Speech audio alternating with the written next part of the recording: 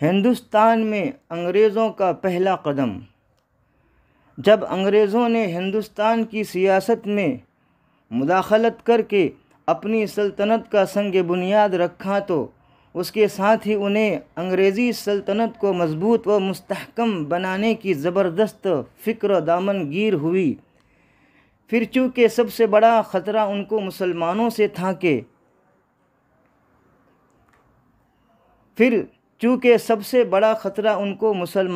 تھا کیونکہ ہندوستان کی حکومت انہوں نے مسلمانوں ہی سے چھینی تھی، اس لیے انہوں نے غور و خوض کے بعد یہ طے کر لیا کہ جب تک مسلم قوم کا ایمان و اسلام باقی اور ان کی اجتماعی قوت برقرار رہے، اس وقت تک ہندوستان میں انگریزی حکومت کا قدم نہیں جم سکتا۔ لہٰذا مسلمانوں کو ان کے ایمان و عقیدے سے برگشتہ کرنا اور ان کی اجتماعی طاقت کو پاش پاش کر دینا انتہائی ضروری ہے۔ پھر اس خطرناک اسکیم کے ماتحت انگریزوں نے کرائے کے مولویوں اور لیڈروں کو اس کام پر تیار کیا کہ وہ مسلمانوں کے اندر قرآنی آیات اور حدیثیں سنا کر ان کی دینی عقائد کو متزلزل اور اسلامی خیالات کو تبدیل کرے۔ شہر ناسک مہاراشٹر کے باشندہ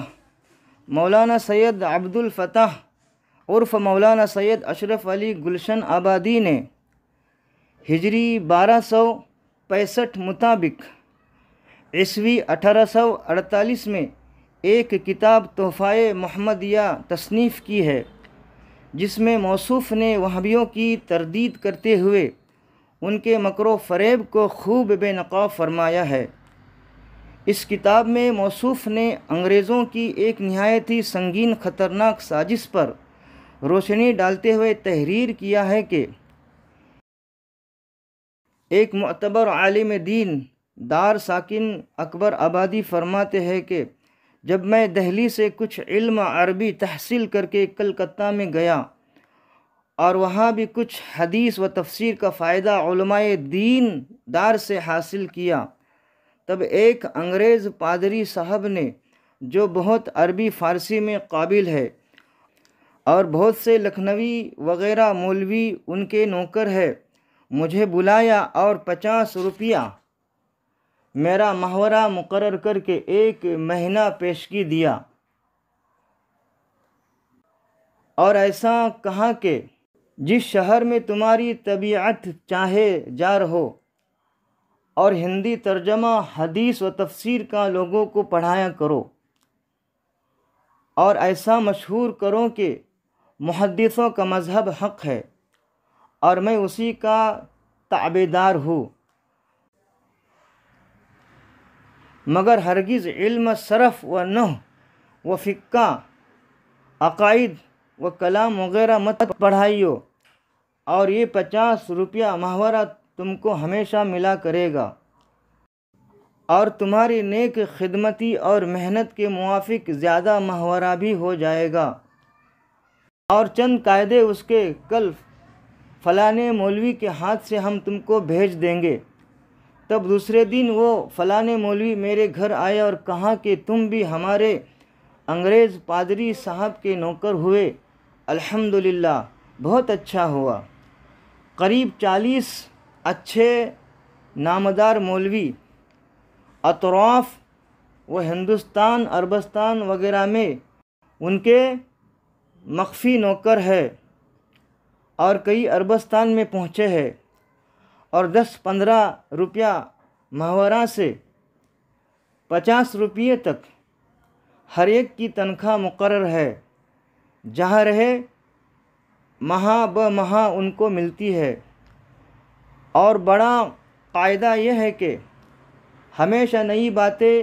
اور ضعیف حدیثیں اور روایتیں لوگوں میں ظاہر کرنا اور اپنے شاگردوں کو سکھانا کہ 4 مذہبوں مذہب حنفی، شافعی، مالکی، حنبلی سے پھیرے یعنی دور کرے اور مسلمانوں کا اجماع اور اتفاق دینی بالکل ٹوٹ جائے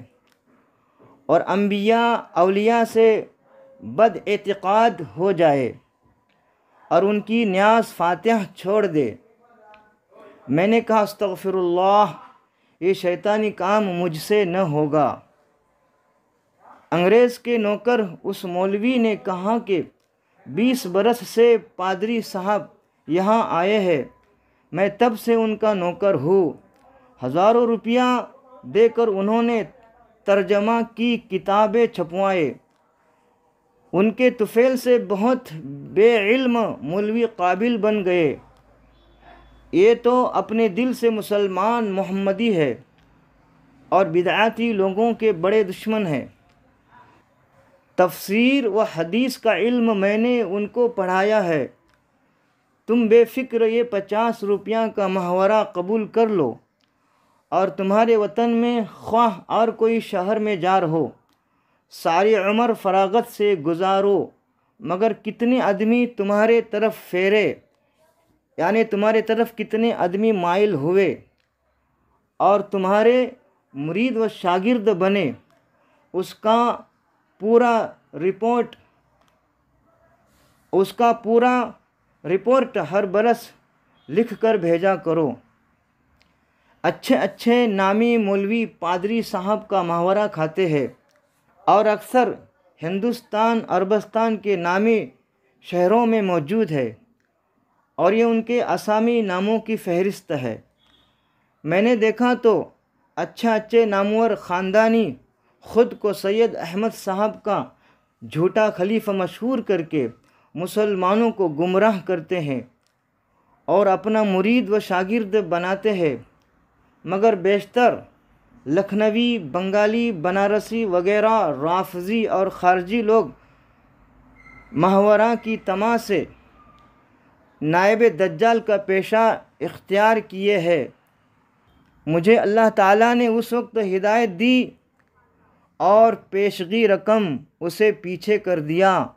یعنی واپس دیا، اور کہا کہ اگر پادری صاحب 1000 روپیہ محاورہ دے گے تو یہ کام اور ایسی نوکری مجھ سے نہ ہو سکے گی۔ اگرچہ اس وقت میرا دل بہت نرم ہو گیا تھا کہ بے محنت 50 روپے ملتے ہیں، قبول کر لو، مگر اللہ پاک نے مجھے بچایا۔ حوالہ تحفہ محمدیہ، مطبوعہ لیتھو برکی پریس، نئی سڑک، کانپور، صفحہ 31 تا 32۔ حوالہ مذکور بالا سے دن دوپہر سورج کی طرح واضح ہو گیا کہ دشمنان اسلام انگریزوں نے کثیر دین فروش ملاؤں، مولویوں، پیری مریدی کا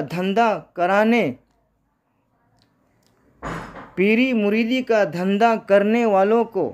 باضابطہ محاورہ تنخواہ پر نوکر مقرر کیا تھا کہ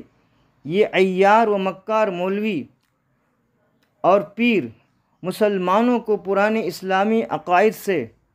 برگشتہ کر کے ان میں نئے باطل عقائد پھیلائے اور حضرات انبیاء کرام و اولیاء اعظام سے مسلمانوں کا رشتہ کاٹ دے۔ اس چور تحریک سے انگریزوں کا مقصد یہ تھا کہ جب ہمارے نوکر مولویوں، پیروں کی تعلیم و تبلیغ سے بہترے، یعنی بہت سارے مسلمانوں کے عقائد خراب ہو جائیں گے تو پرانے اور نئے عقائد والے مسلمان آپس میں لڑے اور جھگڑیں گے اور مختلف جماعت میں بٹ کر تتر بتر ہو جائیں گے۔ چنانچہ ان ہوشیار مولویوں اور چالاک لیڈروں نے پہلے تو اپنے نمائشی اعمال کا ڈھونگ رچا، اسلام کے خادم بنے، قرآن کے حافظ اور حدیث کے محدث بنے، حضور سید عالم صلی اللہ تعالی علیہ وسلم کا ذکر پاک کر کے خود روئے اور مسلمانوں کو خوب رلایا۔ پھر جب ان کا عالمانہ، عاشقانہ اور صوفیانہ سکہ مسلمانوں کے دلوں میں اچھی طرح بیٹھ گیا تو انگریزی سازش کے مطابق قرآن کی آیتیں پڑھ کر، حدیثیں سنا کر باطل اور کفری عقیدے پھیلانے لگے، جس کا نتیجہ یہ نکلا کہ ہندوستان میں مسلمان کئی فرقوں میں بٹ گئے اور ان کا شیرازہ بکھر گیا۔ ان کی اجتماعی قوت 5 ہو گئی۔ سادہ لو مسلمان یہ سمجھتے رہے کہ راستہ وہی سیدھا اور عقیدہ وہی حق ہے جو یہ مولوی اور لیڈر حضرات بتا اور سکھا رہے ہیں، کیونکہ یہ لوگ مولانا، محدث، صوفی اور مصلح ہے، اور پھر بار بار آیات قرآنیہ اور احادیث نبویہ پیش کر رہے ہیں۔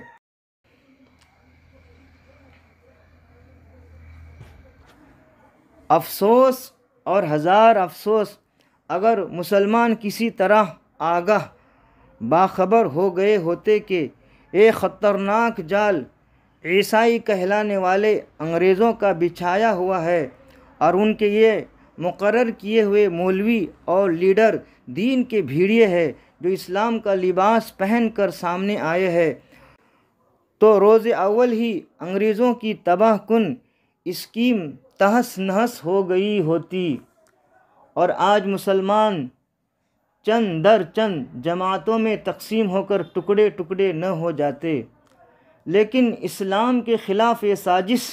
اتنی گہری اور خطرناک تھی کہ اس کی حقیقت سے سینکڑوں مسلمان ناواقف ہو کر اپنے ایمان کا ہیرا کھو بیٹھے۔ بالآخر انگریزوں کی خواہش کے مطابق ان مولویوں اور لیڈروں نے نئے عقیدے اور خیالات پھیلا کر مسلمانوں کو آپس میں خوب لڑایا، اور اس طرح ان کی اجتماعی قوت کو نیست و نابود کر کے ہندوستان میں انگریزی حکومت کی بنیادیں مستحکم کر دی۔ یوں تو انگریزوں نے بہت سے مولویوں اور لیڈروں کو اسلام کے خلاف عقیدہ اور خیال پھیلانے کے لیے مقرر کیا تھا، لیکن ہمیں صرف ان مولویوں اور لیڈروں کا پردہ چاک کرنا ہے جو پورے ہندوستان اور پاکستان میں مشہور ہے، جن کا ظاہری تقدس آج بھی بیشتر بہت سارے مسلمانوں کی گمراہی کا باعث بنا ہوا ہے۔